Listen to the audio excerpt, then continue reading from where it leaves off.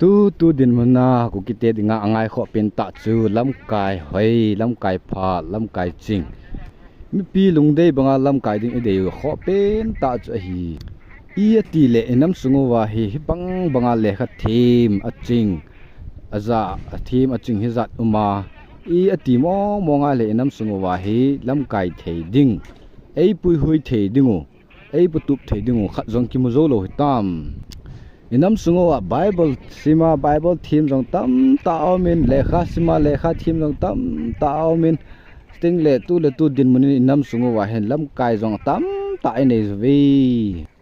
lam kai he tama hi la wa he hin la i ti a hi le i la wa lam kai phate a ei pui tup dingo le ei ve kol thei dingo hi lam kai mu zo lo hitam ini zo lo hitam BC fall apatna AD 30 hiti la vela dunga Israel te Juda te lam kai ding angawa lam kai ding lengpa ding kho sa lai ta chu ni bang ta ne he ho ku ki te he velvin slai phat lai ta ang chu Juda te hi aching iti tinga le Pharisees Sadducees ki ti ho ya ching ta hi ve ma ho jong dim se na hin sting le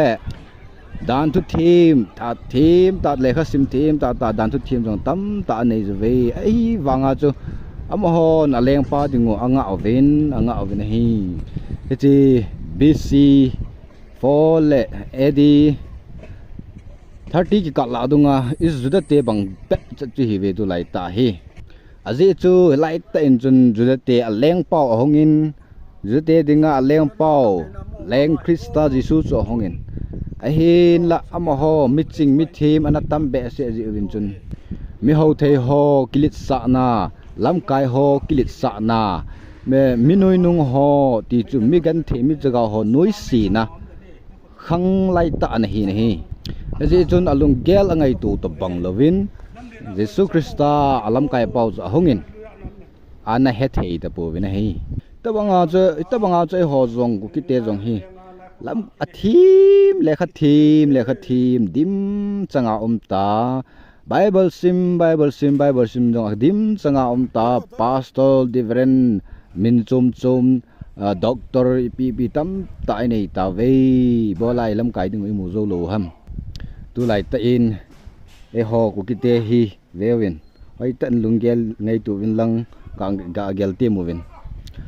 a ho the ho zo se mi ho the ho zo sin mi nui nung ho mi vai zo ho noi si na ld noi vet na i ra se lo na anei gam ta we hi ta bangin chun thar khat din mi vai zo ho zo sin jong hi ti chun mi ho so ho de na ti ding hem sum le pai ho na black and white business ai lo le ka ni le bolin i pon chawin ki pit win mi ho ho to mi vai cho ho chu i thi mo na akibong gam ta nei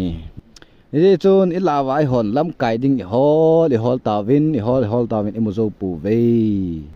e lung thim wa ho zo si i thanup na ho zo si hi e ngai nom ho zo si hi abon cha ai ma lagao wo thina ding jing le i ta sao thina ding jing ai lung lut gam ta we nei e chun hiti chun lei se na hin ilam kai dingo iki holovin imuzo ta pove aze pen ta zo vevin tunin ilam kayu Nazareth Jesu Krista eleng pau Nazareth Jesu Krista thim gau pau thim pu pau Nazareth Jesu Krista chu i hei milova a lam kai i hol ta ji wa chu lam kai muzo lo hin hiti ji a chu mi noi si a mi khot tha lo na yung ga moi tai Israel te yang chu hita chu hitabang lungkel phalo kilit sa na bol thei sa na ang anei ji win chun aleng paw nga du pa chu ana he thei ta pu win e ho jong hita kilit sa na ki bol thei sa na sting le ki chung nun chu nai nei ji win eleng paw Jesu Krista lam kai paw Nazareth Jesu chu i hei mil ta win hi chun lam kai hoi nei ta pu win hi lam kai nei thei ta pu win hi